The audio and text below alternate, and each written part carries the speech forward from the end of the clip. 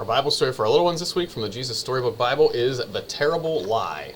All right, so last week we checked out the creation story and how God made this beautiful, perfect world for us, and we're going to mess it up. Right? That's what happens in this story.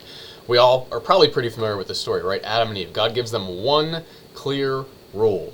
Do whatever you want, just don't eat from this one tree. And what do? They eat from the tree because they're induced by the devil. The devil tricks them, right? The devil convinces them not to trust God.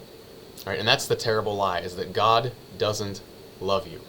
Or you can flip it around. The terrible lie could be, you aren't worthy of being loved.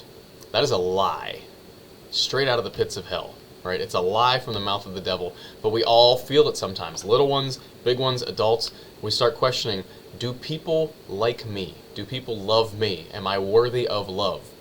And sometimes you can even get to the point where you wonder, does God love me?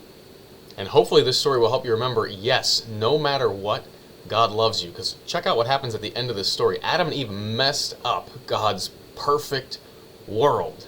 Can you imagine? You spend all day setting up your Magnetile Tower, your Lego Village, whatever your favorite toys are, and someone comes in and just wrecks it.